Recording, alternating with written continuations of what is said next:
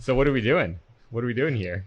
So what I want to do is just celebrate and share, give an inside look on what for me was one of the best experiences of my life, which was August 12th and 13th running 63.7 miles in a 24-hour race known as the Anchor Down Ultra in Bristol, Rhode Island.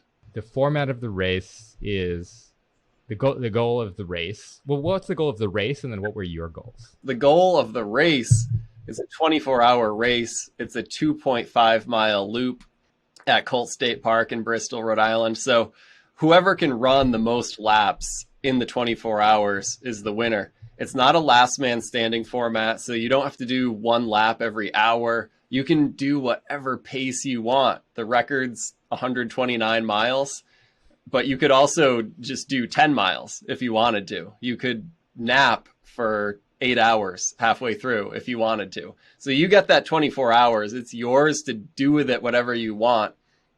And then my goals going into it were, number one, safety. I wanted everyone involved, which is really me and my crew, to walk away on 2 feet. So no crutches allowed. Literally, Brianna said, we're not bringing crutches. You're walking out there on your own. So number one, safety. Number two, I wanted an amazing shared experience for my crew. This is a team sport. As much as I'm the runner, I'm only the runner. We need a crew chief. We need crew members. I need a pacer, and everyone on the team is essential. So it's not just all about me. I'm just the guy running. And then number three, I wanted participation. So it's a 24-hour event, and I wanted to say I went the whole 24 hours. It's not about distance. It's not about like 80 miles or 100 miles. It's just, can you participate in what this event is? It says in the name, it's a 24-hour event. So that's the goal, is to make it all 24 hours, and pace is secondary. So goals, safety, amazing shared experience, and participation. Those three goals. This is a new endeavor for you. You hadn't done this before. Right. Yeah, I'd done one similar. ultra before. It was in 2014. I did it on a whim. So, this is my second ultra ever, first ultra in 8 years. First ultra, second ultra ever, first in 8 years. So, we've already kind of, we haven't buried the lead. We kind of know this is one of the most fulfilling endeavors of your life. So that's where this is headed. But let's go back to before you decided to do this. What were the things those are three goals you had about the event. But what was it about the event that grabbed you and caused you to say, like, I can write my goals on top of this event, or like this event is a good vessel for the endeavor that I have. Yeah. So why this event? I mean, at a certain level, I don't know. It's like when you fall in love with someone and that you experience that transition from a collection of attributes into just like the essence of their being. Like, I could tell you I'm good on a short, like a 2.5-mile loop is good for me. The fact that it's in Bristol, Rhode Island is good for me. The fact that it's a 24-hour race, I know that's good for me. But it's just like this collection of attributes. And then ultimately it comes down to inspiration. Like when I saw the event listing, shopping around, which I do from time to time, go to runningintheusa.com and just see what's out there. When I saw the listing, I was like, this is the race. I'm doing this. And I was just all in. And that happened in like November or December of 2021. So it was a 9-month. Oh yeah. It was a 9-month lead up. And I was like, what do I need to do? What are the entry requirements? I didn't qualify just based on the entry requirements. So then I was like, how can I find another way in? And there was another way in. You do an appeal to the judges, right? They reserve 10 seats to do a judge's appeal. And so then I was like, this is the way for me. I can make it work, because all you need is a little bit of traction, and then you can run with it. Wait, so it wasn't even an open event. You had to kind of muscle your way in. Yeah, you had to do you basically had to do a 50 miler in the past 12 months. And I had never done a 50 miler ever, and I hadn't done an ultra in 8 years. So I was like, And what okay. was the longest you'd ever run personally? I mean, run. Or just distance completed, I guess. Yeah, I mean, distance completed would be a little better, like 36 miles in a day. But just straight up running, like it might have been 15, it might have been 20, really not that far. So I went out. I was like, they want proof that you did a 50 miler. I haven't done that. And they even had some language that hinted that they would have really preferred if you had done a 60 miler. So I was like, all right, let's just remove all doubt. I'm gonna like find a day in my calendar to just do 60 miles by myself. And then I'm going to film it. I'm going to do it on Strava. So it's going to be like legit. And that's what I did, and made a video about it, and like judges loved it. So, that was my way. So your PR was like 36 miles. Yeah. And when was this in the 9 months? So you decide you're going to do it. When do you like, how much prep do you have before you just go 60 miles? It might've been like 4 weeks. Like, cause I found out in November that I wanted to do the race. And then by mid-December, I had done the 62-mile prep run. And so you can't like taper up to that. It was a big jump. I was running, of course. I do like a 6 to 10 mile run a few times a week, but yeah, like you just got to go for it at that point. You can't do like a 20, a 30, a 40 and work your way up. Yeah. And so the video, you're on Strava. Was this a trail? Was this road? Yeah. So the course, the Anchor Down Ultra course, is a 2.5 mile loop with 50 feet of elevation gained. So right. I scoured all the trails in Maine for something that was 2 to 3 miles with very little elevation. And in Maine, that's hard to do because Maine is usually 100 feet per mile of elevation. But I found this place, Crystal Spring Farm in Brunswick. It's a hidden gem. It's like, it's right in front of your face, but I had missed it up until this point. So Crystal Spring Farm, it's like a 3 mile loop, 100 feet of elevation. So it's twice as much elevation. But similar, you're looking for a lot of twists and turns. You're looking for routes, but nothing too crazy, like nothing too technical. It was pretty close simulation to the course. Yeah. So that was, and I could park right there. So I could do, it was largely self-supported. I could run my loops, go back to the car, get something to drink. It was winter, so it was like 20 degrees. So I'd go back into the car, like warm up. Okay. You didn't mention this when we chatted earlier, that you did a off the couch, basically 62 miler in 20-degree weather in Maine just to get in with 4 weeks of notice. Yes. So that's when we talk about like, you see a thing, you see an endeavor and you get psyched. Like, wow, that's the price of entry was high. Yeah, high price of entry, and it's for a chance too. It's right. Like there's the chance that I can pull off this 62 miles, which is 100K, and then there's the chance that I can make a compelling enough argument in the judges' eyes to get in. Yeah. And I knew just based on the press I was seeing and like the history of this race that this was going to be a breakthrough year. Like this was the most visible year. It was the most competitive. They had Michael Ortiz, professional runner, was there. This other guy who went to the world championships for the marathon in Ireland was there. So like legit world-class runners were there. Yeah. 19 people did over 100 miles.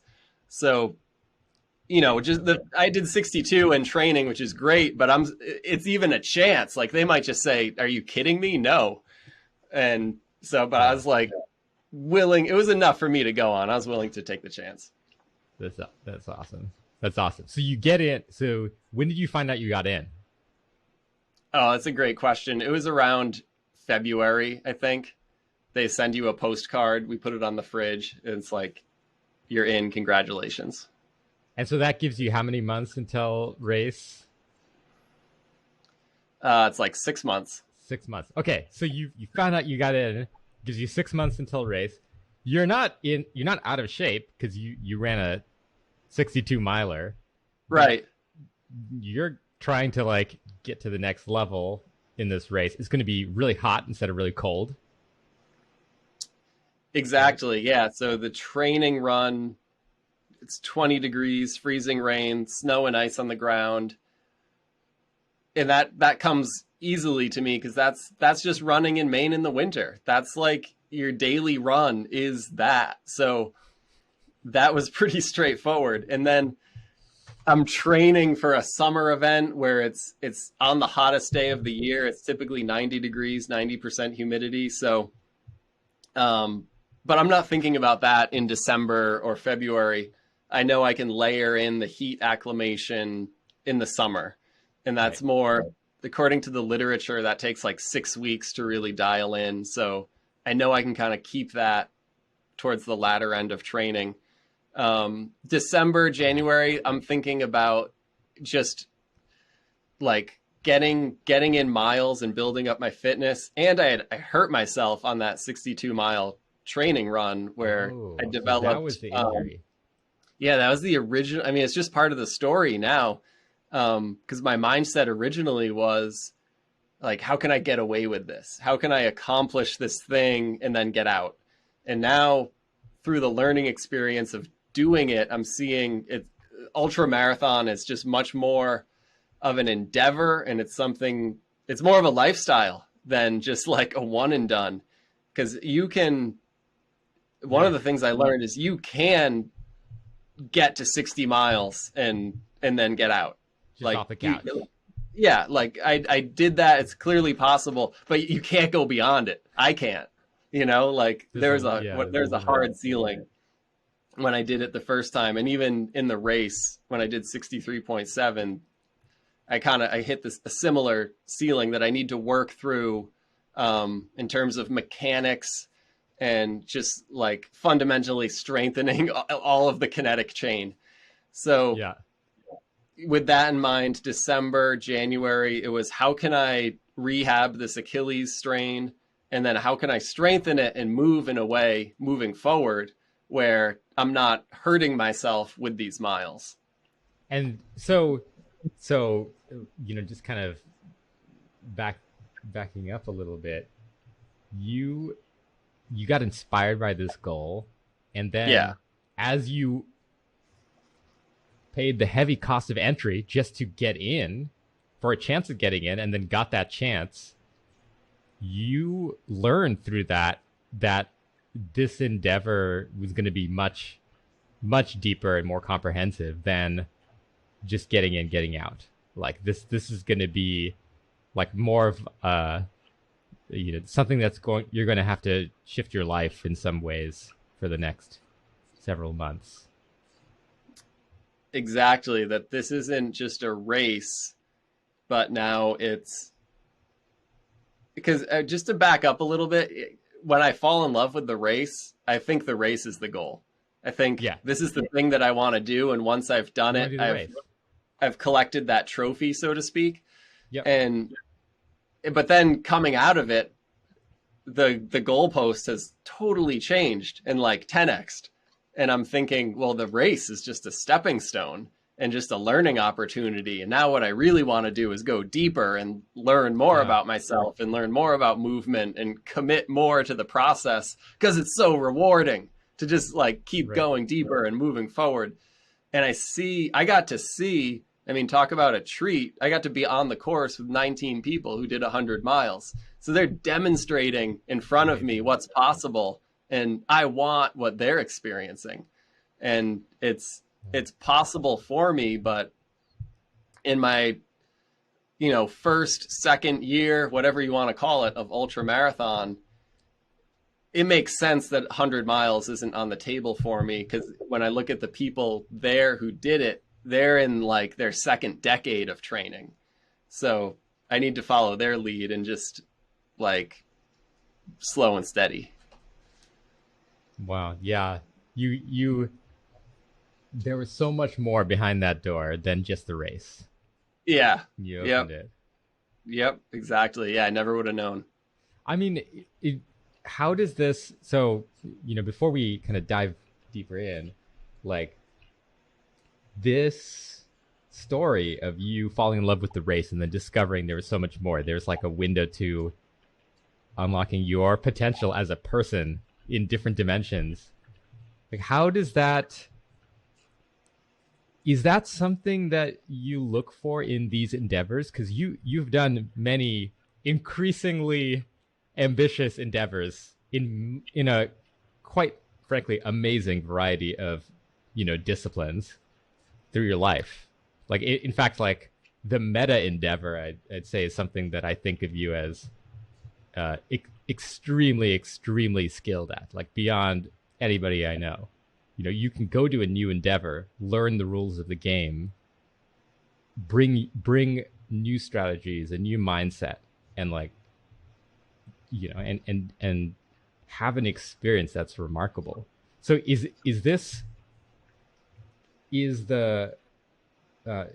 how does this, what you discovered in this goal, compare to other goals you've had in the past?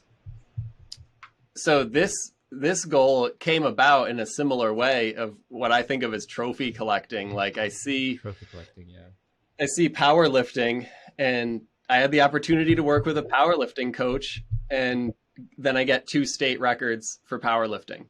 And I learned about stair climbing from, shopping online for races, and then got to a place where I was ranked inside the top 50 nationally for stair climbing. Yeah. And mixing it up with some of the best guys in the country. And, then there was like various success in triathlon, did a sub 5-minute mile, breath hold over 5 minutes. Yeah. So, I mean, that's a good one when you can hold your breath longer than you can run a mile. That's awesome. I didn't know about that one. Yeah. So it's like, I just enjoy kind of that trophy collecting, and it's. Wait, what was the cold run? What was your cold run? Oh, PR? The 2 best cold runs, or one was with you in Caribou, Maine. It was -5 degrees, including the wind chill, and we did it in just shorts. 5K northernmost. Yep. In Maine, -5 with wind chill, just shorts and shoes. That's it. Yeah, amazing race, and then the Midwinter Classic in Cape Elizabeth, a 10-mile race, did a sub 8-minute mile in that one. That was before the Bishop trip, where then I flew to Bishop with you, and we climbed with, Doolin and Zelensky, and Chuck. And yeah, so, I mean, like bouldering V7 is in there, and like leading 511. So, but it's like, those are just like trophies, and it's kind of fun and surface level. And how can you deconstruct success in the Tim Ferriss method of like, spend your time doing the thing that is the most effective towards your goal, right. and don't copy the average person, the average practitioner, copy the people who are elite and talk to them and steal their methods. So that's a key tenet of it. Is like with the powerlifting thing, I had the opportunity to work with Cormac Walsh, who has 20 state records. So you just hang out with people like that, and you're going to get a state record. So like that's, the networking and the social relationships are so key in there. And, but this was totally different. Like this is deeper.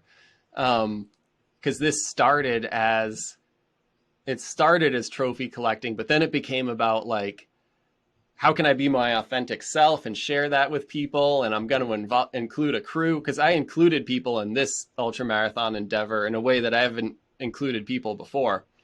Yeah. And, that brought out things in me. It brought out things in the relationship. So it just created like so much more intimacy in these relationships. And that's one of the most joyous parts of the whole experience, to create something together with people. And that's going to be, those relationships go far beyond what the trophy would be or what the race results are. So that's definitely part of the excitement with this. Yeah, it became a team journey, like an endeavor with other people. And just to you we kind of touched on this, but in the arc of you falling in love with the event, high cost of entry, winning entry into the event, and then starting to train for it and put together training, you got injured. And Right. Was the 62 miler, was that the main injury? It was one of two main injuries. So the 62 miler in December kicked off physical therapy. So I worked with Maine Feldenkrais, my physical therapist, Casey Cottle, and started working with him in December. And I was like, I'm hurt. I want to run 100 miles. And he was like, all right, let's get you running 100 miles. So that's when I knew that. How many physical therapists did you go to who said you're insane before that? A lot. A lot. So, when I found someone who was like, all right, let's work towards your goal, I was like, we have the same mentality. This is a good fit. And so then I start learning. I'm doing the training, but I'm layering in things that, he's an expert in physical therapy. I'm not. So he's telling me like cross-train some strength with a deadlift. Your heels are weak. That's why you strained them. So we're going to do a lot of heel raises and then weighted heel raises and things like weighted lunges to just work on stability and strength through the kinetic chain in a way that going for a 5 or a 10 mile run is never going to create, but these things will help with those runs. So I'm doing that almost every day, seeing him once a week, doing the exercises daily, and then layering in about 4 6 to 12 mile runs throughout the week. And I'm trying to do something at maximum intensity on a regular basis. So it doesn't need to be a max distance run, but maybe it's going to be technically challenging. Like either the length is going to be hard, the intensity, the technique required.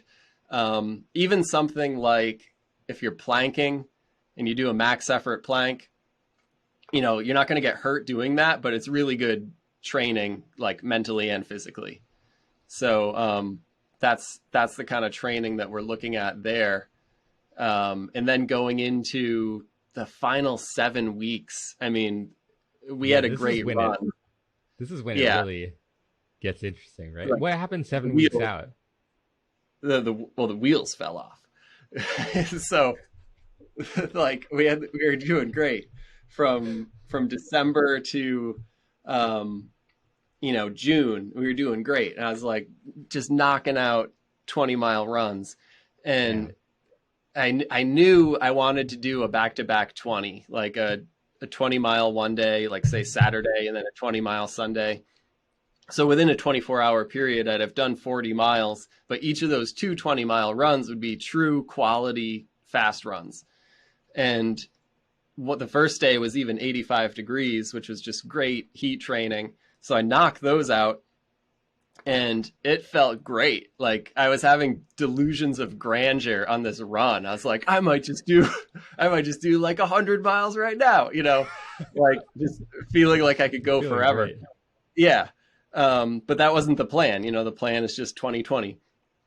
And so I come home and I feel great. And then it was like a couple days go by and this soreness in my shin, doesn't go away. And then a week goes by and it doesn't go away. And I kind of realized that like it's, once that initial optimism of it will recover, once that faded, I realized how much it hurt. And I actually started crying when I stopped denying how much pain I was in. And I just started crying and I was like, damn, this hurts. It straight up hurts. It. Yeah. I was like justifying it, which is a form of blocking. Yeah. And it was my anterior tibialis on my left. So it's that it's like the muscle right here. Yeah. Right to the side of the tibia. And I basically developed this weird, it's almost like a tic, but because my left Achilles had been tight, I started flexing my toes upward using contraction in the anterior tibialis and just stretch it out. Yeah. And which it does. But then I was basically doing max effort, like tibialis engagement for the 8 hours during these 40 miles.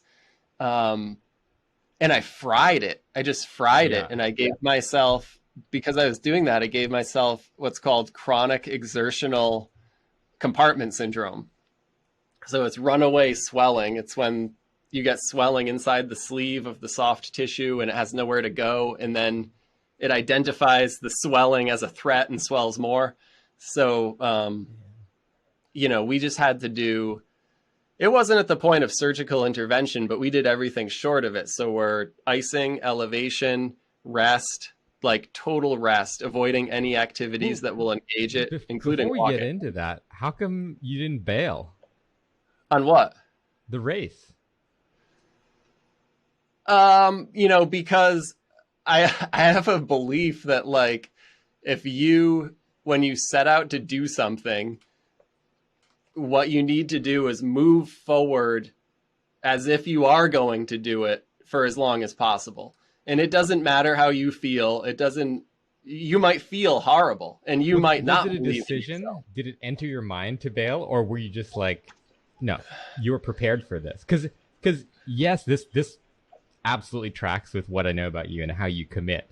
But was there a moment where you were like, was there an emotional moment where you realized, like, I may not be able to do this?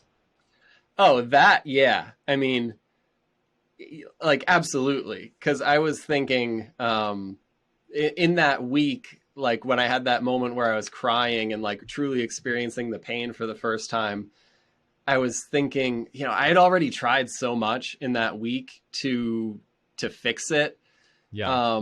And even my initial PT diagnosis was, you know, we thought it was DOMS, like delayed onset muscle soreness. We didn't realize the extent of how bad it was. So it just took some time to get a more accurate diagnosis. And I had a conversation with Brianna where I was like, I feel hopeless and like, I don't, you know, this could be months. Like, it was so bad that I was thinking beyond the race to just general health, because I couldn't walk and I couldn't really stand. Yeah. So I'm not able to like clean up around the house or do dishes or like take care of general things. And so then I'm just like a drag. Brianna's going above and beyond to help take care of me. And you're like, is this going to be my life now? It's 7 weeks out from an ultra and you can't walk. Yes. Yeah. And it sucks. It's like, then your focus, I've been and you're not sure when you'll be able to walk. Yeah. The indefinite timeline. I've been so focused on the race that I've kind of been taking life for granted. And then the injury reframes it. So it's like, man, this race is a flash in the pan. Like, you got to live in a way where you can take care of yourself and you're not doing this to yourself. So it was a straight up accident and it was a learning experience. So it's not like a guilt trip kind of thing, but it's a good reminder that like life is the most important thing. And then these races are just some fun that you layer on top. Getting back to my number one goal of safety, like, I'm not going to just grind through for whatever reason. Like, I'm going to try to take care of myself from start to finish. So yeah, I mean, like, absolutely had that hopeless moment of like zero belief that I could do the race. And that's like a very private conversation in my head and with Brianna, you know, and then like publicly, and as far as my enrollment status in the race, it's guns blazing. Yeah. And because like, I can do that because you can always pull out, right? Like, you could pull out last minute. So I just try, like, as a habit, try to do the thing you said you were going to do for as long as possible and execute it as closely framed to your original description. As you can. And and it's like, you never know what's going to happen. And like, lo and behold, it was okay. Well, we're going to dive into the lo and behold, because it was not just magically okay. but right. that commit to the last moment, you know, I think we talked about this a little bit, but that's like, when I think of that, the thought that comes to mind is climbing with Justin Chong in Colorado, and a principle he drilled in to me again and again. You're going for max red points on a route. If you're going to fall making the right move. Like, there's no point in climbing poorly because you're pumped or you're afraid you're going to fall. Climb it out. I mean, it's something I think about in all areas of life. I think about it in startups. Like, the startup's about to die, you know, fall making the right move. What's the right move? Yeah. No, I like that. It reminds me of like around hour 18 in the race, my feet started to get sore. And so I kind of knew like the end was coming, and started to slouch a little. And because I was like justifying my own poor performance, I was like, well, I can't go on anyway, so like I might as well let things degrade and like slouch.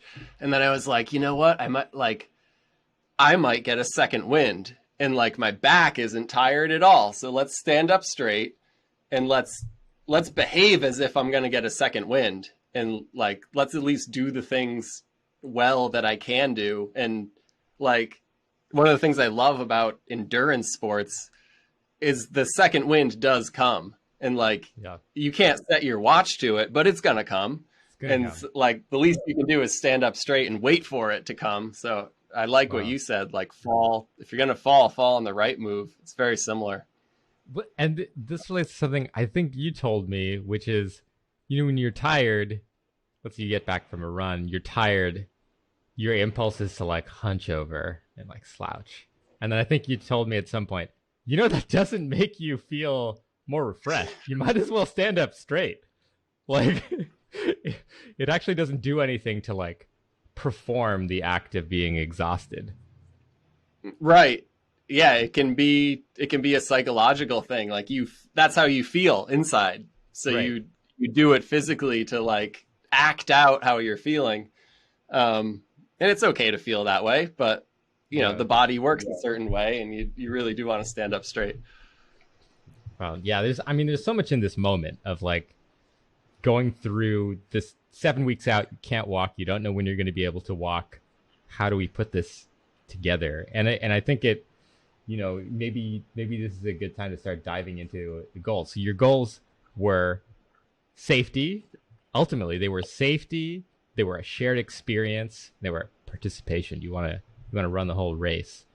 So safety, and this is where I come in, because I think we started talking, you know, for other things. I wanted some advice on my training around 7 weeks out, and I'll be pretty honest. When you said what happened, I was like, oh shit, Nick's gonna run this race and get super injured. I'm thinking about when you broke 2 metatarsals in your foot completing that race. I'm thinking about like all the other injuries.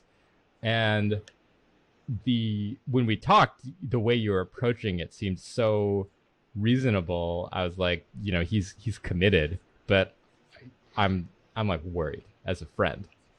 And so, you know, we talk about your goals: safety, shared experience, participation. Safety is the one that, as your friend and with a lot of experience with you and participating in some endeavors with you, I am the most impressed, curious about how you walked away. And yeah, I mean, tell me about like, how did you approach that? Like, how did that become a goal?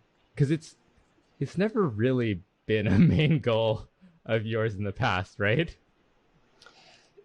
Yeah, I mean, this is probably the first thing I've done where I've explicitly put safety first. When I did the 100-mile wilderness, safety was on there. I said, this is a stepping stone. So it's the idea that whatever's in front of you is never the end goal. It's a stepping stone to something bigger.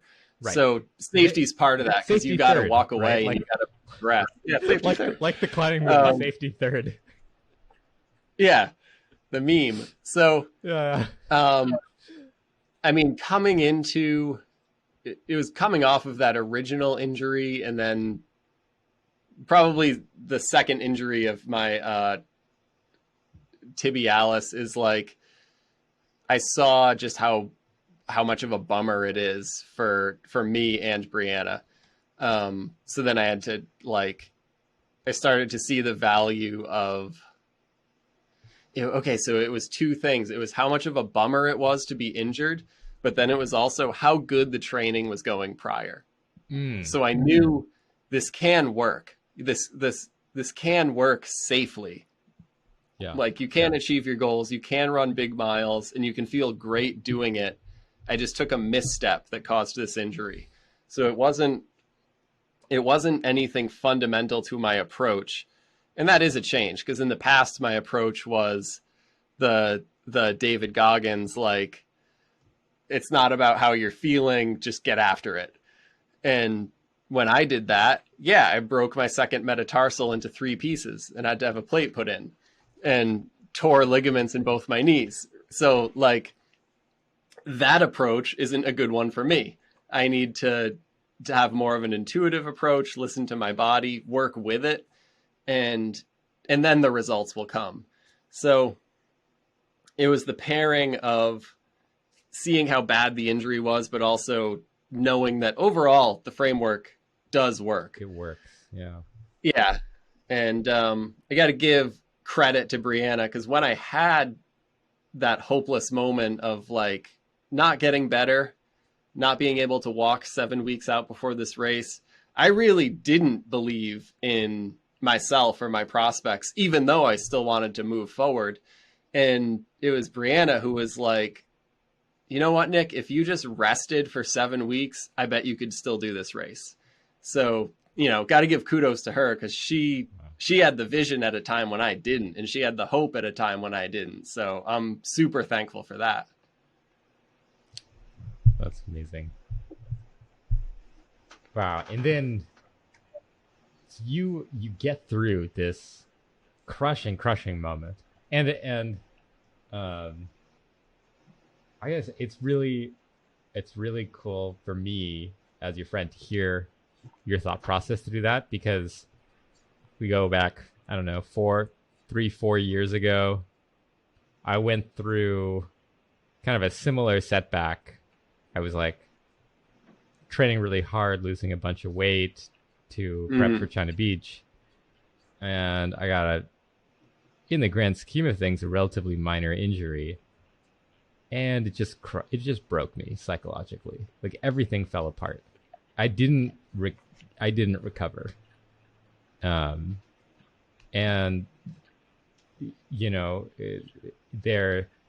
we fast forward to, I don't know, a year ago, and had a similar experience where I was training, getting back into it. In rifle, had a much worse injury, fully popped a pulley tendon in my finger, and I didn't react the same way. I had a longer time horizon. I thought of this as like a bump in the road, but there's that kind of mindset, and working through that crushing moment is, I feel, something I am I've been learning the hard way. There is more, but it's totally not easy to do in the moment. Right. Yeah, and it's hard. It's hard to the point of maybe even being impossible to get through those moments alone. So it definitely, I know it's helped me talking with you, and hopefully vice versa.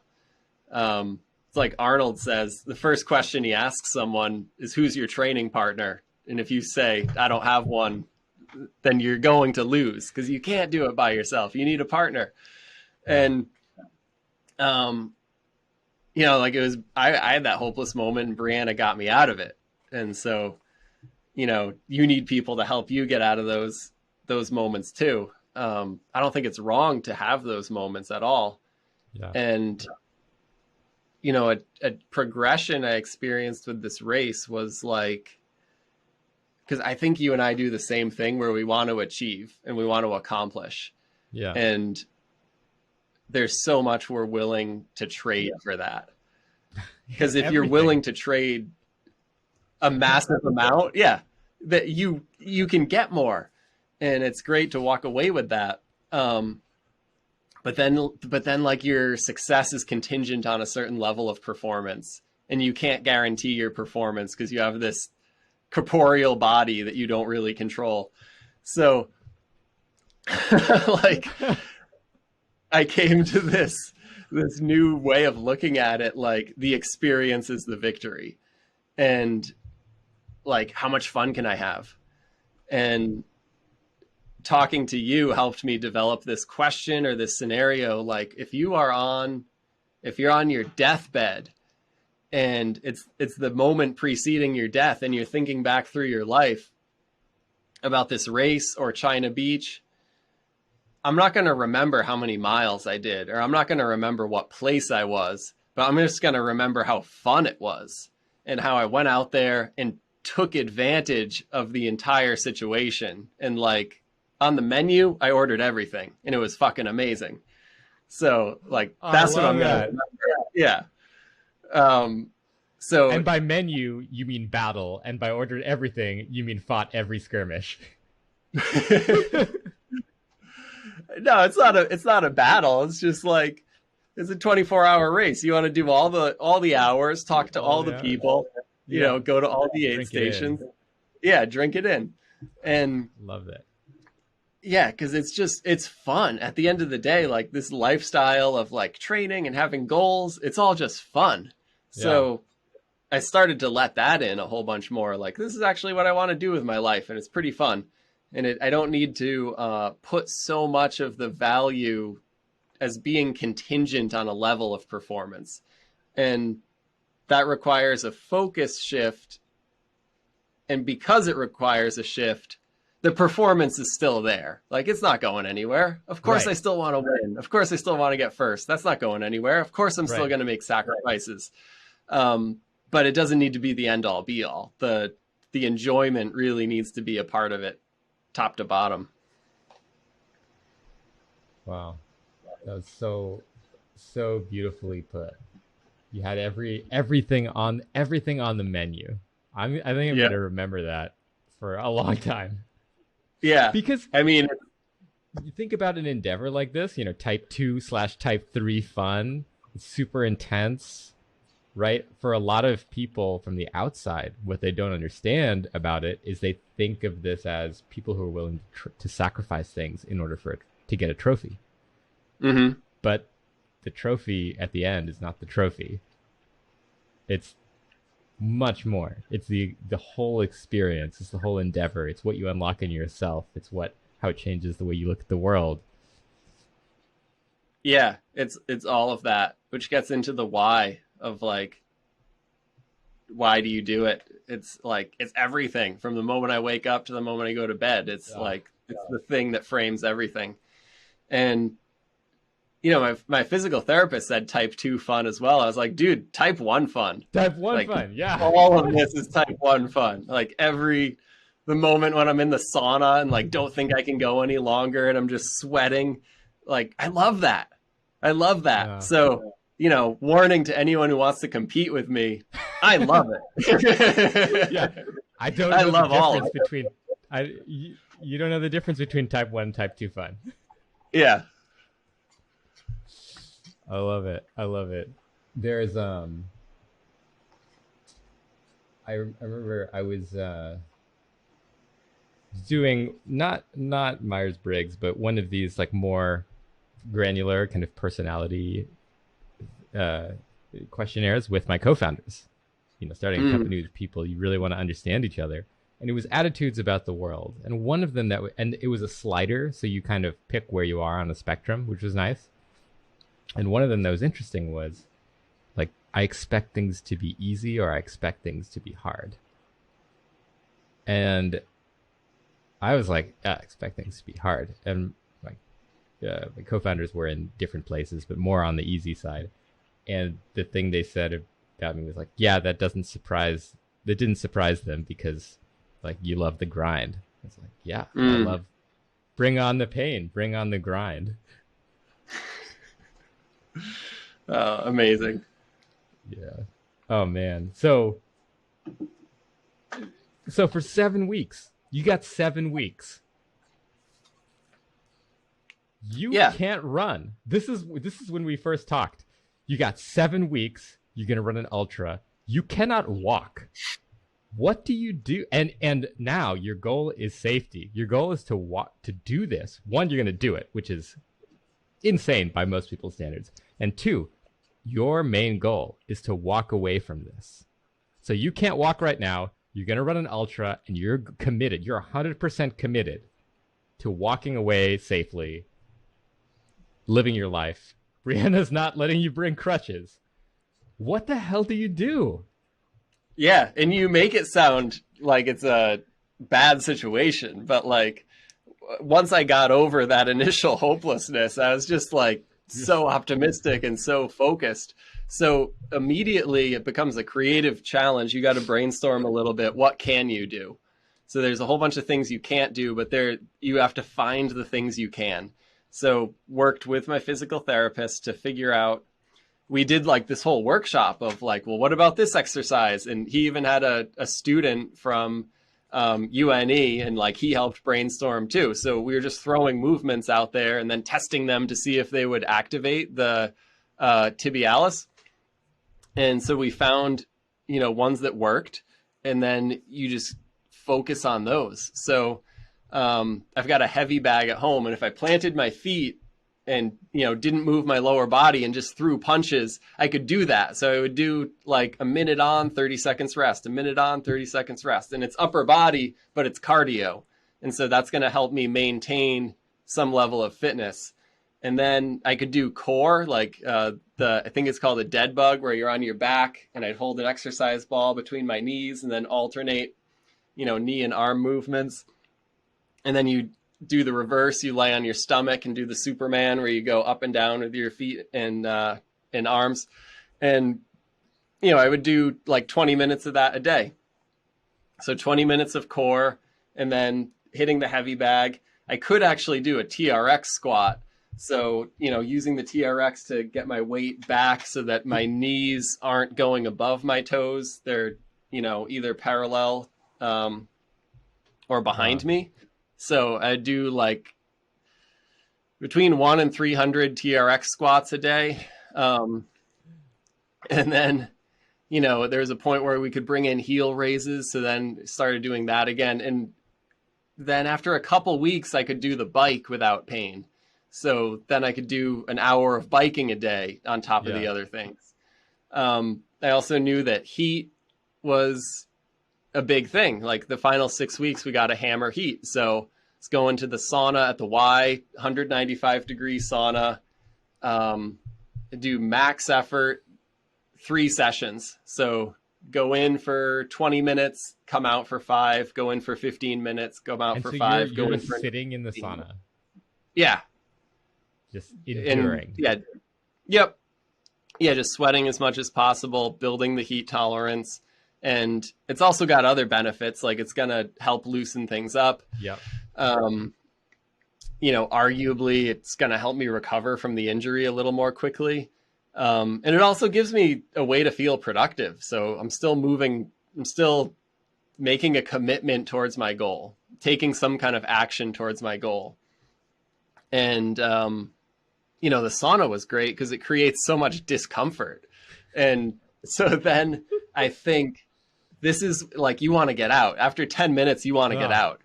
And so I'm thinking like bringing it to that moment where you want to quit. And you start, like, a few things happen when you want to quit. Like you start making excuses about why you're allowed to leave. You start to make rationalizations like, well, I shouldn't be in here this long anyway. And, you know, you make such compelling arguments. Yeah. You give yourself all the best reasons in the world to stop. And so what you're practicing is your ability to just like listen to that voice, but still endure. It's a literal pain box. Yeah. Right. Like to, you know, to bring it back, Bill Ramsey, you know, a pretty well-known climber and philosophy professor, draws this little box and divides it in half and says, this is the pain. This is all of the pain in your life. And on one side, you have the pain of discipline, the pain of enduring the training, the pain of putting in the work.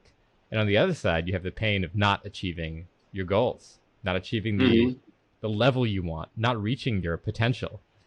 And here's the thing, you can't change the amount of pain in that box. All you can do is shift pain from one side to the other. And so that pain you're putting in, you're shifting it. There's a conservation of pain. Anyway, that metaphor, I remember we kind of took that to a next level when we did our trip to the Red River Gorge, and we would just sit with our arms in ice every night, just icing our arms. Incidentally, I've discovered, this is a digression, but I've discovered recently, because I was icing my finger, that you can go too far. And I have frostbite on my finger. What? Okay. Yeah. So we got to talk about that. So maybe don't go too far, especially in thin-skinned areas. It's not too bad, but it was really annoying and went through. Anyway, yeah. So pain box, generally good concept, must be applied properly. Right. Yeah, and I mean, there's whole lot of discomfort you can endure safely. Like being in the sauna, for me, there's no health risks. Right. So everyone's gonna have you've done the work to know it's safe. Yeah. Everyone's gonna have a different threshold for that kind of thing. And then like the first couple of weeks after the injury, I think when we chatted, I mean, before you could once you can cycle and everything and squat, you know, these things start to, I can see how they relate to training. But in those first couple of weeks, you're taking advantage of the fact that cardio is cardio. And you're punching a bag and doing core with a ball. Like, and you're training you can't walk, and you're training for an ultra. Like, it's incredibly creative, and you've experimented to get there. You have to experiment with a lot of different exercises to figure out what is the frontier that I can push. Yeah. And while this is happening, I'm talking to people who have run the race before, and like Hannah Littlefield, former winner of the race, 100-mile plus on the course. Just talking to folks and learning as much as possible. So still, you know, we're all systems go. Yeah. And so at this point, you're getting deeper into the logistics. You maybe start to come up with you start to go really deep into the second goal, like creating a shared experience. Yeah. So then my crew comes in, and I was an open book with them as far as managing expectations. So I was like, look, I've got this injury. I can't guarantee any kind of performance. I might walk a few miles and then say, you know what, today's not the day. I got to pull out. And everyone totally understood that. They're like, yeah, man, of course. Like, this is, you know, if anyone's going to make my performance contingent, it's me. It's definitely not the people in my life. So they were just far more accepting of it than me, and kind of leaders in that like unconditional support sense. But another thing happened with those conversations, which is that we didn't want to stay in that risk management space for too long. So I disclosed that I may not be able to perform. They heard me. They said, we're okay with that. And then let's go back to being optimistic. Let's plan for success, because we need to just spend as much time planning as if this is going to go really well. And in the planning of that, you also kind of start to believe it too. Yeah. And that's how everybody becomes oriented. Like, what is the success case, and how can we work backwards from that to put things in place? And had you done anything with a crew before? Had any of your past endeavors had a crew? Like maybe training partners, maybe like we've done endeavors together, but have you ever had like a proper crew? No, but like also yes. So no, in the sense of like, in the strict sense of an ultra marathon, have I had a crew? No, hard no. But have I gone on a lot of adventures with Brianna? Yeah. And so like my thinking was it's all transferable. Like she's like, we went to the Tour de France together and the 100th edition of the Tour de France and drove in the media caravan on Alpe d'Huez. And like, you know, we've had parties with like 20 people, 25 plus people where we take care of all the logistics from start to finish. And we've just had so many adventures. So, you know, I was thinking it's all transferable, like our ability to work together, to foresee what details are going to be needed in the future. It's just all going to be there for us on race day. And I almost think it's an advantage because I'm not thinking in the specific terms of what's good for a race. I'm thinking more generally of this is an adventure.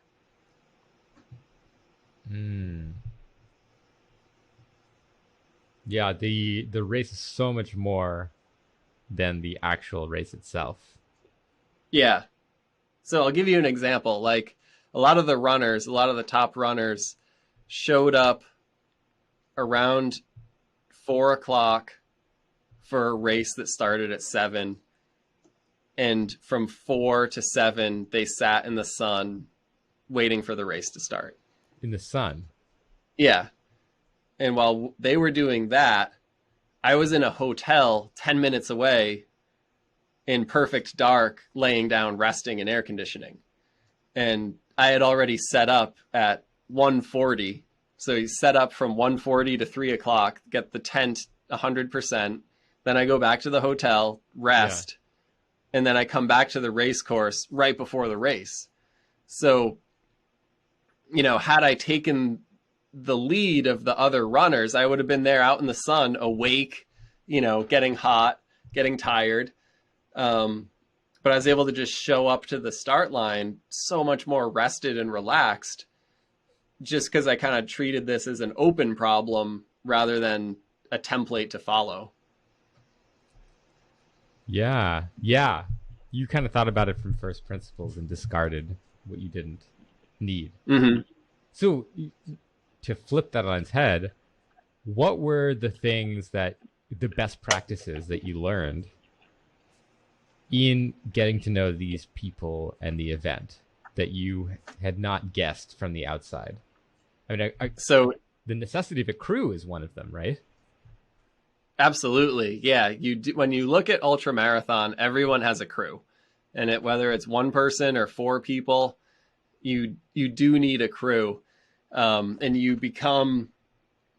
do become incapable of really taking care of yourself in the broad sense.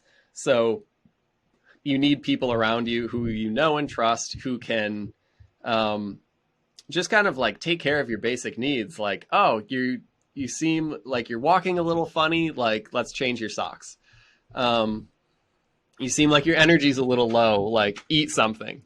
And you need to have it directive based, like eat something rather than are you hungry, because the runner might lose their ability to even sense if they're hungry or not, or to communicate it. So as the crew, you need to kind of have that boldness to be like, eat this.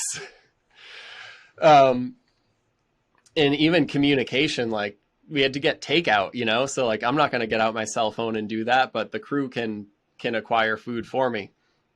So, as far as like, that's a general best practice, is to have a crew.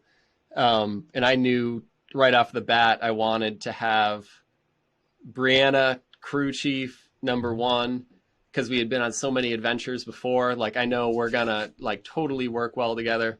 Mm-hmm. And then my friend Brian, I met him on Katahdin, just total beast. He's done 100 milers on his own outside of, you know, formal racing. And so I met him on Katahdin, but then DM'd him on Strava and was like, hey man, like if you're ever doing something, I will crew for you because I just want to learn from you. And he was like, yeah, sounds great. And if you're ever doing anything, I'll crew for you. So then like a month goes by, this race comes in. I'm like, hey, like speak of the devil, like I'm doing something. And he wanted to crew for me. And I just learned a ton from him because we're all like disciples of the same thing. And he's farther along on that path than I am. So I'm, you know, the more time I can hang out with him and learn, the better. And he supported me. He was the pacer. So from the second 12 hours of the race, you're allowed a pacer. So he can come on the course with me. And, you know, he had the cell phone so he could communicate with people for me. He could, you know, oddly enough, Pacer's not allowed to carry food or water for you in this race. So that's off the table. But it was very windy. So they said 30-mile-an-hour gusts. At one point, he ran in front of me to like block the wind. It still felt pretty windy, but like the emotional support of being with someone and talking through things on the course, huge. And, you know, there's times when you're like in a low patch, like, what am I feeling? What's happening to me? And you can just kind of talk through it. And, you know, like at one point I was jogging more slowly than people next to me were walking. And he was like, you might want to try walking right now. It's like, a crossover point that happens. Yeah, good call. And then I wanted my mom and dad there because they were like, I just had this feeling that this is going to be such a big life experience. And I wanted to share it together with them. And then there's also like, there's just certain things that only a parent can do or provide. And so like, I'm inexperienced. I don't know what's going to happen like 24 hours in. So definitely wanted them to be part of the crew as well. So the crew is the best practice. And then another one I picked up, I talked to Hannah for half an hour and she broke down the crew relationship, like how it kind of works as a chain. And so it's the runner is the runner and they stay on the course. You have a tent, but the tent is for the crew. The tent is not for the runner. So whatever you need from the tent, your crew comes onto the course. There's actually a fence and crew isn't allowed to cross the fence, but they can hand things over it. So, you know, runner stays on the course, crew hands things to you over the fence. So the tent is a trap. It's like you go to the tent, you're just killing time. Your job as the runner is to stay on the course. The crew chief is the main point of contact with the runner. And then the other crew members, like my mom and dad, their job is to support the crew chief because it's like shit's hard for being a crew. They're up for 24 hours too. They're in the sun. It's hard for everyone. So you need just like different points for who supports whom. Yeah. And so there's one kind of interesting point here. When on your crew, you've got Brian, who's experienced at ultras. Yeah. You've got Brianna, who's experienced at being your crew, your crew member, but not with ultras because you haven't done one. And then there are your parents who are not as experienced at either. When you're doing an ultra, like you're a very different person, right? Like how did you kind of explain that to your crew? Like what's this experience going to be like? Like who is this Nick that we're going to be supporting? Yeah, so I went off of I had 2 points of reference for this. One was my experience doing the 62-mile training run in December, where Brianna did show up for that and Brian did, and my friend Howard as well. So I got to see like how I interact with people 20 hours into an effort. And then just reading and watching videos about other ultra runners, and they say that you kind of become like a baby. Like you get tunnel vision, and people need to talk to you like a baby. So you're not talking to like the Nick O'Brien that we all know. You're talking to a very specific version of me, a la this lens of the race. And so that can be like, I didn't realize it until afterwards, just how deep into like meditative state of commitment to the race that I was. I didn't realize that until after the fact. But I was asked a few questions during the race, like kind of about normal life, and they confused the hell out of me. Like I did not know. It's like you're talking about a different world, like, or a different version of myself that exists in a different universe or something. Yeah. I'm like, if I really tried, I could go down a wormhole to like conjure up an answer to the question you just asked me, but it doesn't relate to how I can take another step. And so I don't want to do that. All I want to do is focus on how I can take another step forward. And that's where I'm at. That's the orientation of our crew. That's what this whole space was created for, of the race and the race staff and volunteers. So moving forward effectively, like, how do you run 60 miles? The way you do it is to focus, and you got to get that tunnel vision and get into that meditative state as deeply as possible. It's what you have to do. And it's also really fun to do and just really satisfying. So yeah, I mean, I think when you're in that space, it's like,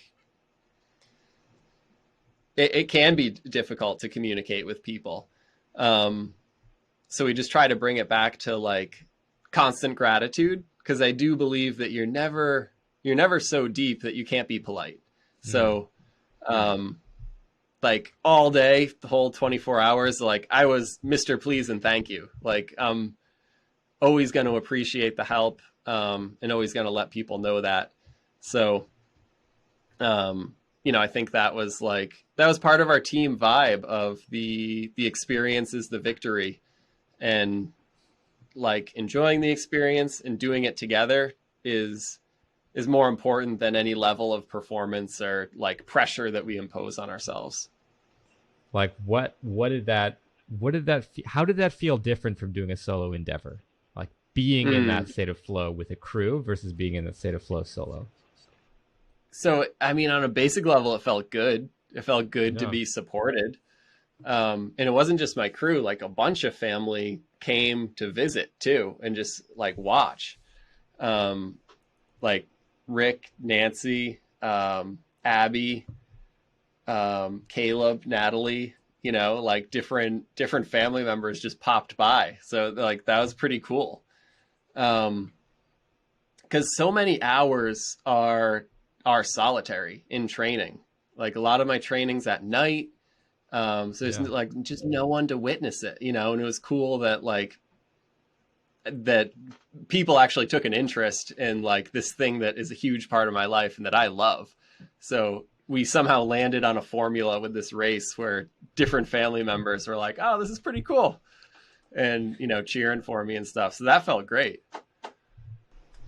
There is an aspect to the race that is the intersection of all three of your goals: safety, how you work with the team, like how you work with the crew, that shared experience, and participation, like trying to stay in it for the whole race. And that aspect is like, what is the pacing? I could, like, on this race, with things being so much longer than past races, there's got to be a few things strike me from the outside as being very different about the pacing. One, you're getting feedback from not just yourself, but other people. You're getting input from other people. And there's a relationship there. Two, you couldn't walk 7 weeks ago. So there is a level of risk and planning that's, different. And then three, maybe the place to start is your participation.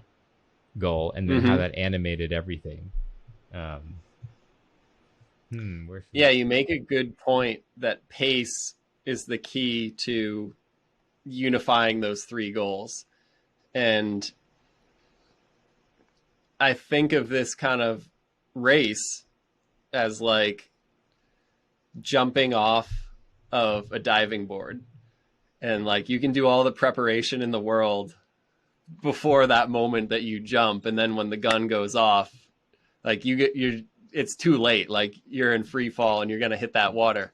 So, I had done a lot of thinking about pace. And a common like mental dialogue for me going into a race or any kind of physical adventure is I just think like start slow and relax and take it easy. And I try again and again to tell myself that. And then usually what happens is like when I go out there, I'm just an animal and I can't hold back. So like this race, we went back, like take away the injury script. Like what actually happened is I went out there with a prior plan, which is do a fast 20. Like just, I got out there and I felt great. I felt amazing. And so I just did the first 20 miles fast.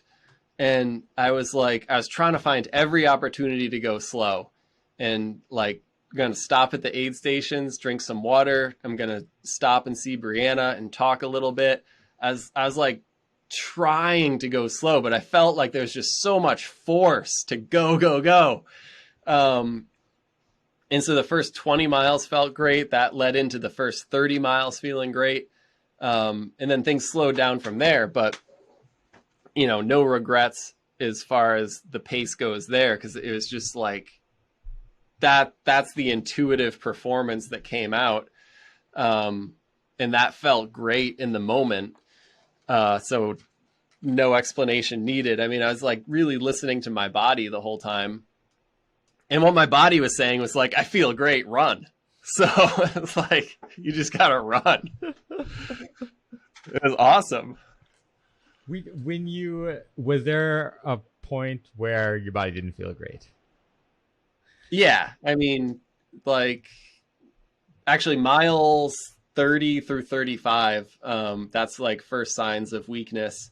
And I can't quite recall what it was, but like things started to get sore. And I started to have those doubts of like, oh, this might be it. Like, because I had said going into it, there's no pressure to hit any kind of benchmark. If something hurts, I'll just pull out. So, I was kind of thinking like 30, 35 miles in, maybe this is where we're at. I took 3 Advil and then I was fine. So then I'm like, all right, I'm back in it. And then miles 35 to 55 were, really good miles too. And then miles 55 to 63, kind of those final 8 miles, those were more of a grind. And like everything felt great except my feet. My feet got sore in 3 different places.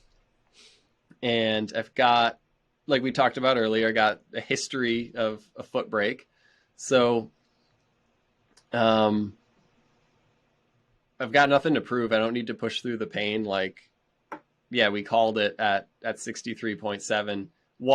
I walked those final 3 laps, that final 7 or 8 miles, just walked them.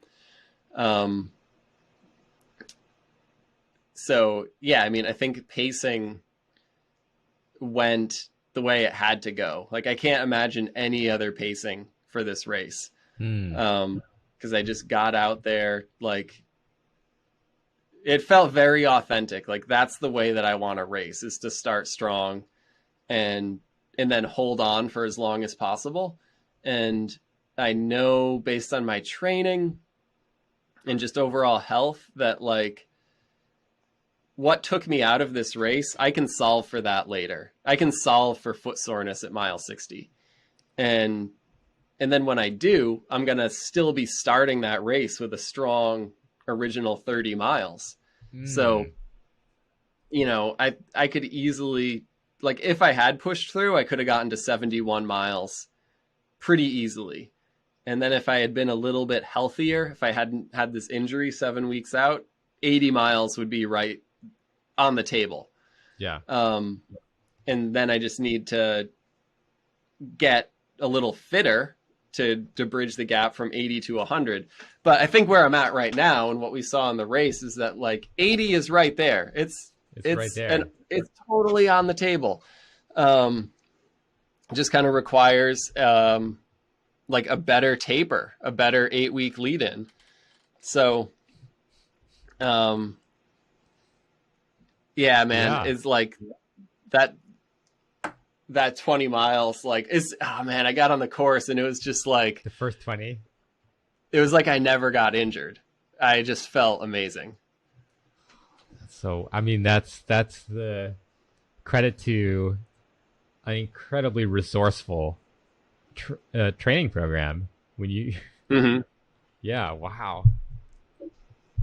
What a satisfying feeling too. Like you haven't even finished the experience, but you're starting it knowing that at least on some level, you overcame that challenge, the setbacks. The challenge with pacing something like this, when you have a history of injury, very recent history of injury, is you don't know what kind of pain is the right pain and what kind of pain is the bad pain. And for me personally, the fear is worse than the pain. The uncertainty is worse than the pain. Because like, injuries are generally random.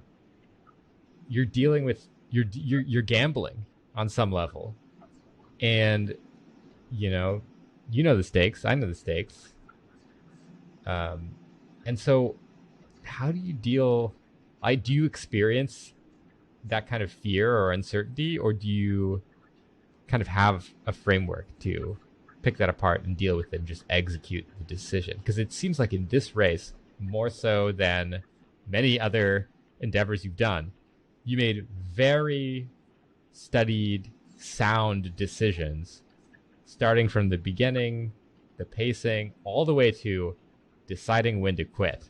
And those are all very difficult decisions with a ton of different factors. And you're doing it in a race you've never done before. So like, I guess, what are the frameworks how do you think about this problem? Yeah. One of the things you said is that injuries are random. And I would expand that to say that injuries are often often caused by a lack of information, that we're just operating off of bad information.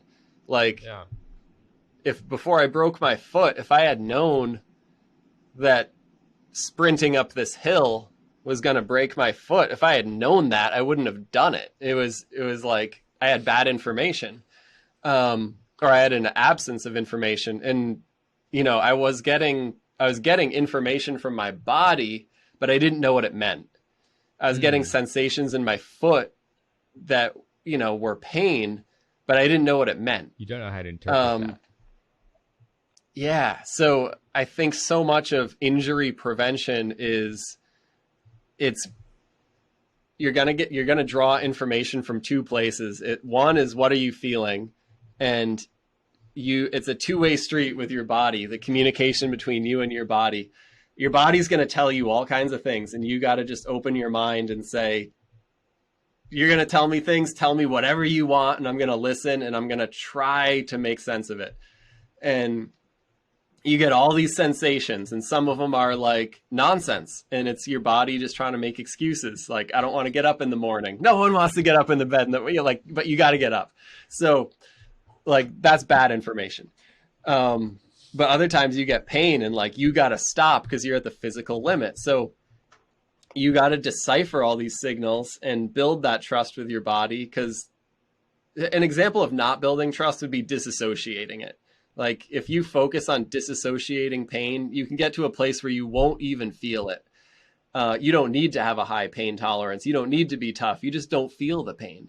And that's something that I'm very good at. But that's like a prior version of myself. I don't practice sports in that way anymore because it's too dangerous. And it's when you disassociate pain, you also disassociate the joy.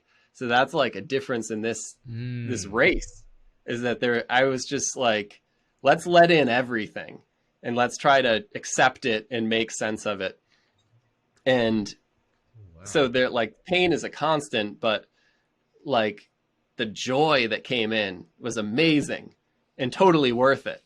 And like, oh man, they were like, you're Nick from Maine. Like, so many people at the race knew me and were saying, hey. So just to be able to let that in and not be like, you know, I need to be stone faced and like disassociated and, you know, tough and stuff. Like that's how I was at the last man standing race I did at Pineland Farms a few years ago. And like, I wasn't letting anything in. Horrible experience. Right. So like, you get information from your body and you have to be open to accepting it. Yep. And you also get information from your rational mind. Like you said with fear, like the fear can be a killer, but it can also kind of be your friend, because when you're getting incomplete signals from your body, fear can be a good way to complete the sentence. So like when my feet hurt at mile 55, you know, they didn't hurt enough. The pain alone wouldn't take me out, right? Like I could have kept going. Right. It's not like it hurt so bad that I was like, oh my God, I can't take it. But it was the pain combined with like a healthy, rational fear where I'm drawing on this past experience where I'm like, you know what? Before I broke my foot, it didn't hurt that bad. After I broke my foot, it didn't hurt that bad. I needed an X-ray to convince me my foot was broken. So, yeah, you know, it's like that fear, some of that is good too. So I try to balance what your body gives you with what your mind kind of knows is like rationally at play. Yeah. And I imagine before you got to this moment of, I feel a type of pain that I should not ignore, there were many, many, many more signals, probably that you don't even remember, that you listened to, interpreted, discounted, or discarded as like not relevant. There's something you said when we talked earlier, which I think was, for me, just a really beautiful image, which was,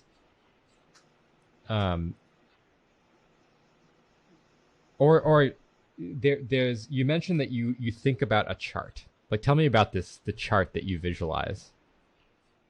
Yeah. So I think it's like, let me just make sure we're talking about the same thing, like the performance curve, like what you can endure for how long. Yeah.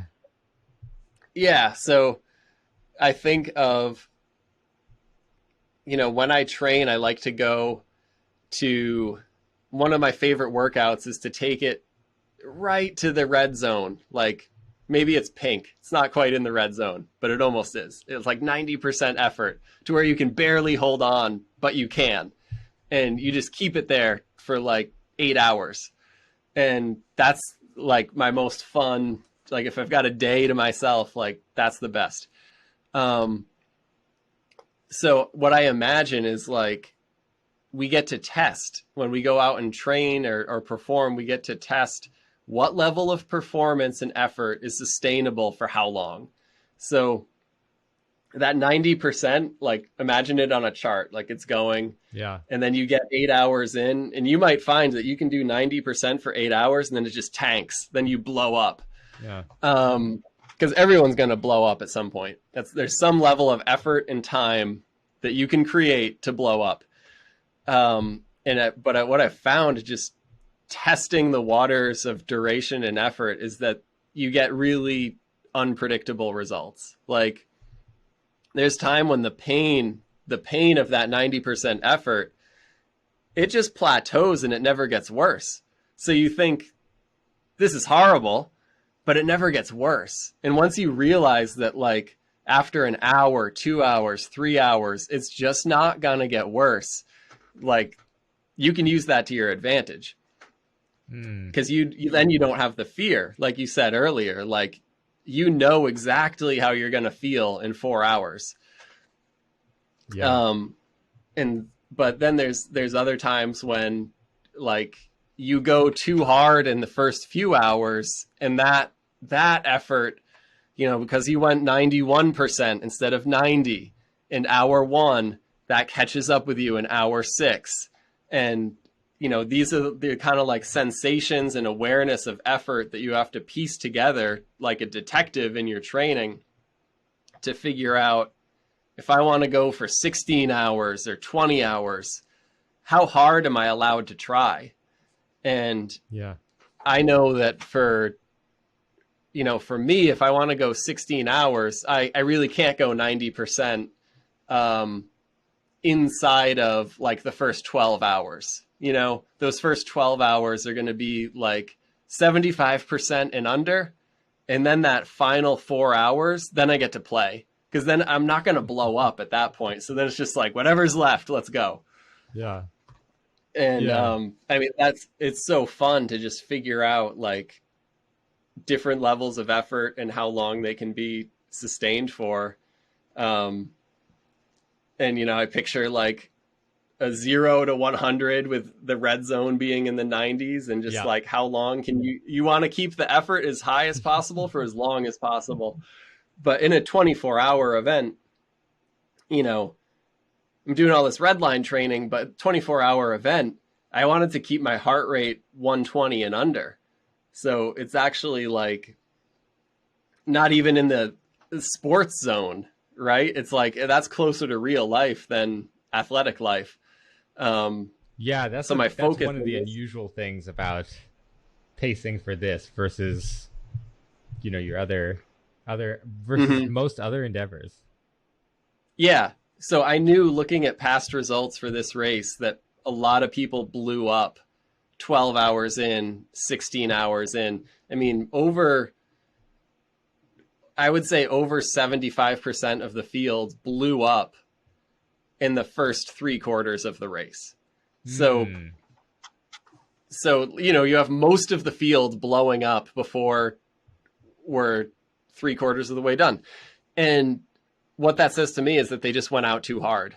And I don't care how hard they went out, it was too hard for them. Right. So they should have gone slower. And because the only person who's going to take you out of the race is you. No one's going to say you're going too slow. You get out. There's not an imposed pace.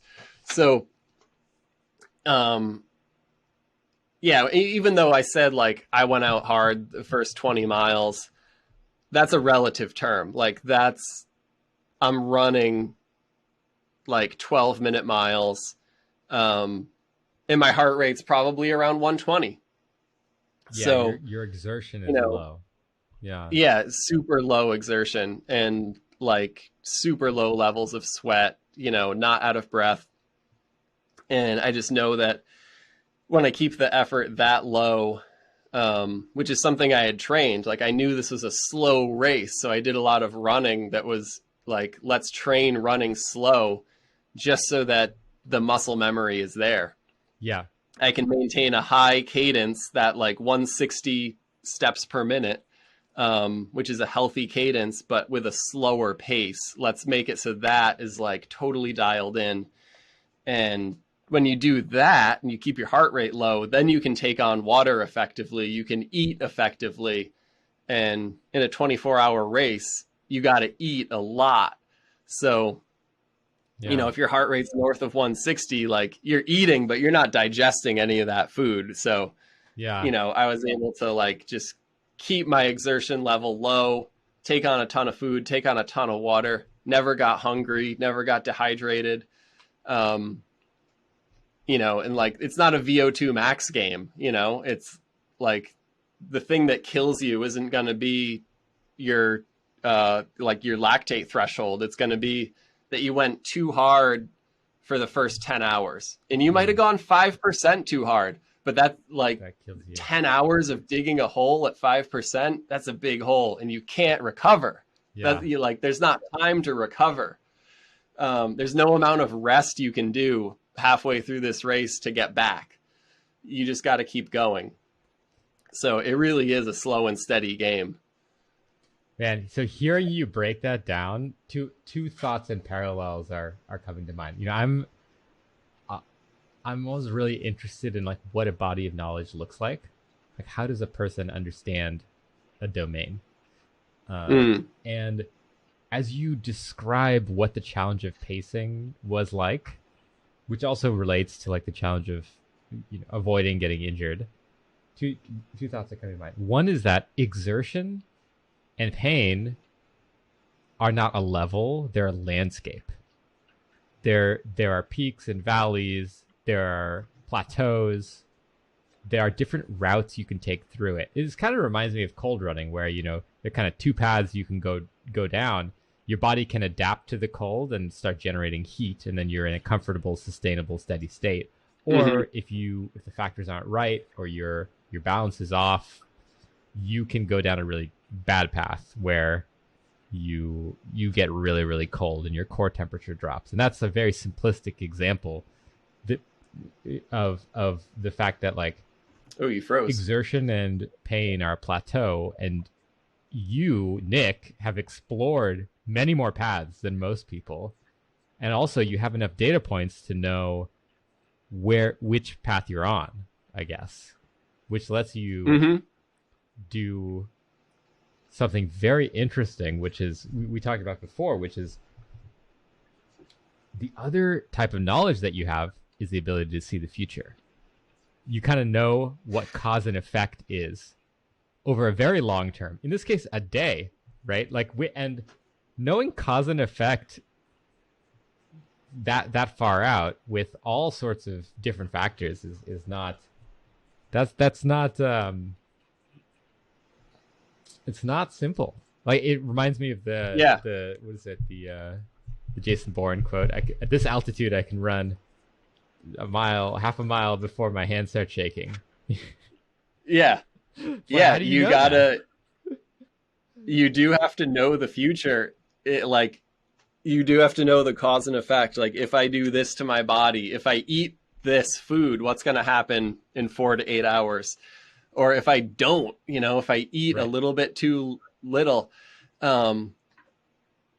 So yeah, you do amass a body of knowledge. And the key here for this race, the context of a 24-hour race, is like you said with the cold run, like, once you start to get a little colder, you're digging a hole. Yeah. And with this 24 hours, you can't ever be digging a hole. You have to be thinking sustainability. So, like, everything is about sustainability. The big ones are nutrition, water, rate of using the glycogen in your muscles, and then overheating would be a big one during the day, and then, like, muscle tightness, because like, for me, my muscles just get tighter the more I go. So I got into a routine. Every lap I would stretch my Achilles, my quads, and then I do like a back stretch where I just bend over and like shake everything. Was anybody else and I did that every lap? No.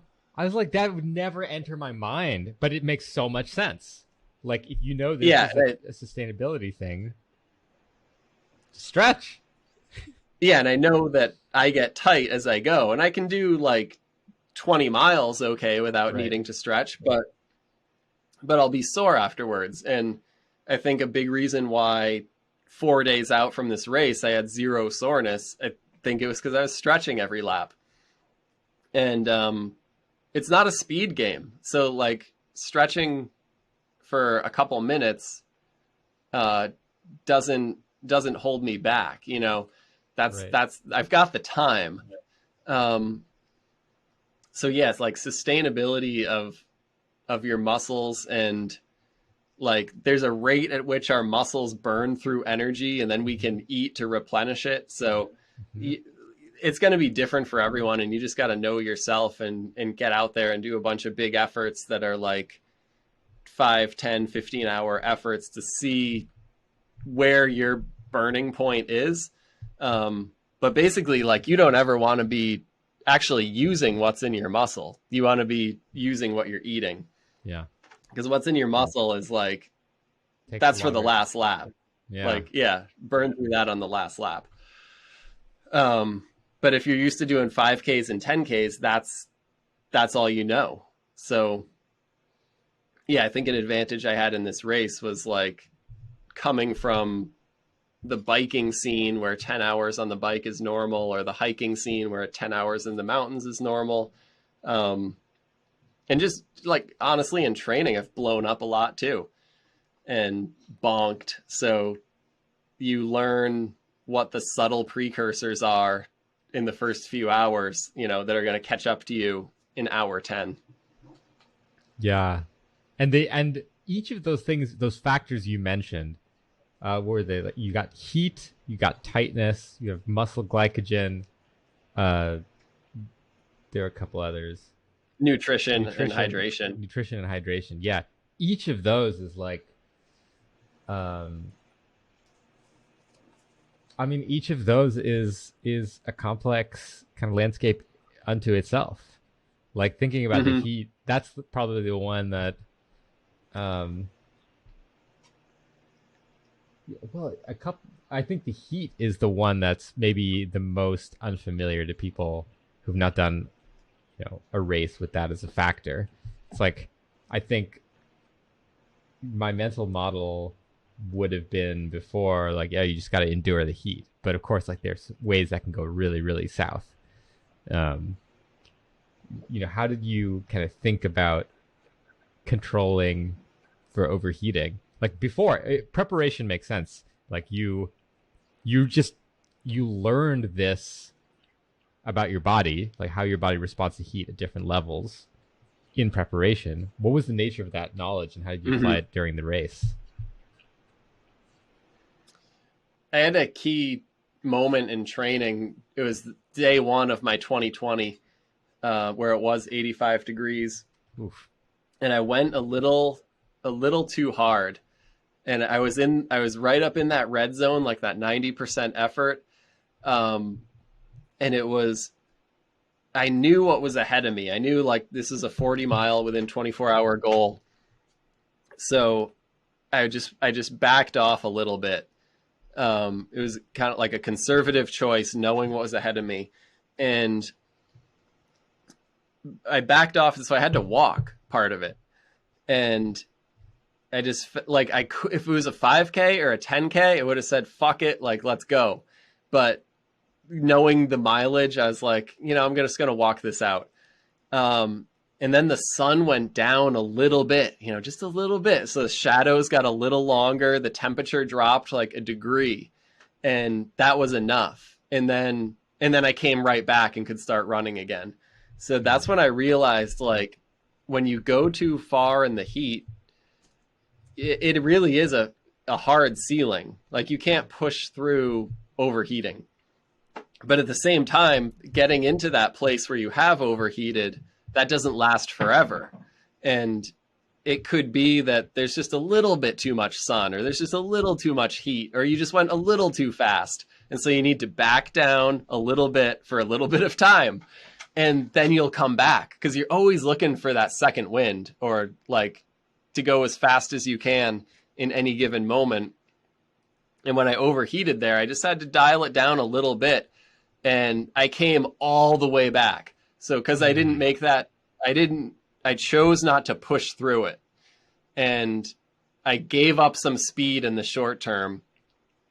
But then, because I gave it up so willingly, the second it got a little bit colder, I was 100% again. So I saw, like, how quickly I was able to come back. And I knew that on race day, if I get into that situation, let's do the same thing. Yeah. Yeah. You learned that landscape. You could see how to, I mean, from just objectively, man, there's so much decision making that you're making during the race, and you're not making it consciously because you're like barely thinking. It's just you know, the what an experience. Absolutely. Yeah. Yeah, it's like all these things I try to be cognizant of and intentional of in preparation, and then you get to a point like the day of the race where you just got to say fuck it and like almost forget everything. Yeah. And just go off of intuition at that point, because whatever, you know, you're training your body to behave a certain way and you're training your mind to react to circumstances, so that when you're in the moment you just fall back on those things. You're not having to like go into your library and assess. It's just like you revert to your training in that moment of stress. Yeah. And that is so liberating to like, you know, all the stress is in training and like envisioning scenarios and making decision trees of like, if this happens, what do I do? If this happens, what do I do? And like mapping all that out endlessly. It's maddening. It's just so liberating to get to that race day and be like, all right, it's out of my hands, whatever. Yeah. And then on race day, what was that quote from Muhammad Ali's trainer? Yeah, Customato. He says you have to be the objective. And I thought it was hyperbolic. I thought it was like a metaphor. And then I think it's true. Like, I was not Nick O'Brien. I was like this objective of doing the ultra marathon. And I was so deep in that state. And Brianna was right there too. Like, I would do a lap and I would come back and I would check in with her, and like I could just see it in her eyes, like from the front to the back. Like, she was just like, man, your job is to get out there and put in miles. And it just like to have that dynamic, it's so fulfilling. And there's, as much as I was the objective, there's times where you waver. Yeah. You know, and like, you're like, oh, are we going too far? Is this crazy or something? And then Brianna's like, no, it's not crazy at all. Get back out there, go run some miles. And, you know, it's like, these are not things that you say literally. It's just like the whole orientation of your demeanor and your spirit. Like, it's a connection and you can feel it. And to be part of a group that is objective oriented in that way, thoroughly satisfying. Wow. What an experience. I mean, wow. Dude, this has to be psyched about your trip to Rumney, because I want to do the same thing.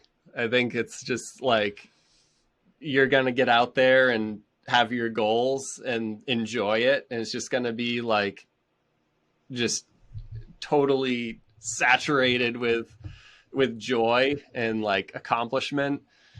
You know, and we'll come visit. So, amazing. You know, I think it's like, yeah, we tapped into something with this race that's just like next level life experience, and yeah, we got the mold now. So it's just like, let's do it again. I'm really connecting with that. It's like just like this, hearing a bit about this experience for you. So for me, that first level of the objective, you know, it's always been inspiring to me. And, you know, I try not to question it. It's like, look, China Beach gets me super psyched. It got me back into climbing. It got me healthy again. Like, it's just a thing I dream about. I've never had a bad day climbing on it, no matter how out of shape or injured I was. And like, I just feel grateful for that. And I don't question it. But as I've been getting back into climbing, I'm still in this phase where I'm so grateful to be climbing. Like, the experience itself is just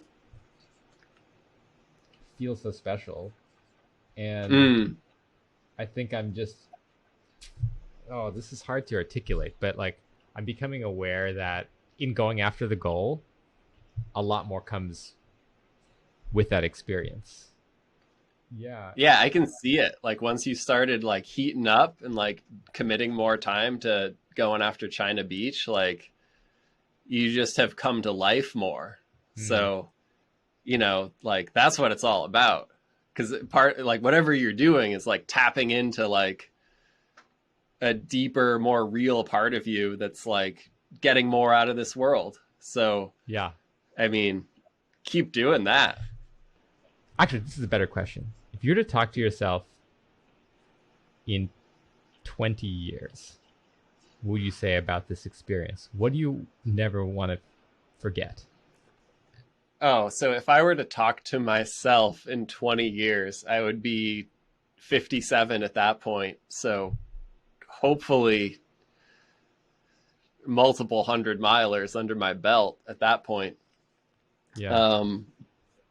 And you know, I mean, I think if I were 57 talking to my 37-year-old self, I'd say thank you for like making decisions that allowed 20 years of performance possible.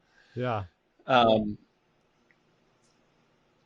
And so like, I mean, my memo to my older self is like, I'm trying to do the best I can. I'm trying to make the best decisions possible for you. Yeah. Because I'm going to care just as much when I'm 57 as I do when I'm 37. So I need to make choices today that just line up for that person. Yeah, so I'd say I'm trying to make the right decisions for you as far as longevity, but also maximizing enjoyment, because like every day is transient and I want to like get as much enjoyment out of it as possible. And I can do that right now, you know, as much as like we can plan for the future. I also want to set it up in a way where I can enjoy today. So I think that was the breakthrough of this race, is just how much joy there was and like no strings attached with the performance. And if I were to talk to myself 10 years ago, I'd say like probably just enjoy the process more. Because 10 years ago, 2012, August 2012, I mean, that's when I'm in bed with my foot elevated because it's broken and in a cast. So, you know, that's the kid that needed to hear, like, you know, don't risk your health for a good performance. And the good performances will come, but, you know, you can get a whole lot out of taking it easy too. So, you know, there's definitely a sweet spot. And I do not, like, for me, pushing is not like a recipe for success, you know? So safe levels of effort, you know, it's going to be good for everyone. A lot of wisdom for past and future Nick. Big questions. Awesome. Any kind of last thoughts or things we didn't get to dive into? You know, I would just say, like, to cap it all off, just sharing my appreciation for the race, the fact that it exists, and like the staff and the volunteers, and Brianna for being like always number one supporter, and definitely like bringing more hope and belief to the table at times than me. And my parents, my mom and dad, for being there on race day, for Brian for pacing me. Just like together, everyone created this amazing experience. And now we're like a week and 2 days out, you know, is pretty recent. But thanks to you as well, because I feel like we've been able to just kind of like end cap the experience in talking through it and analyzing it. You know, got to get on with life, got to go do the next thing. So this has been great for, you know, just talking through it with you. Oh man, this has been so great. Like, thanks for unfurling this experience. At the center of it are some things, some themes, some lessons, some ways the world works, some ways we work that I think are super hard to articulate. But I felt like you circled them and shined a spotlight on them in this conversation. And the closest I can describe it is like, this is why we do the things that we do. I know. This is it. Yeah. So, this is great. Awesome, man. Yeah, it's great. Thank you. Thank you.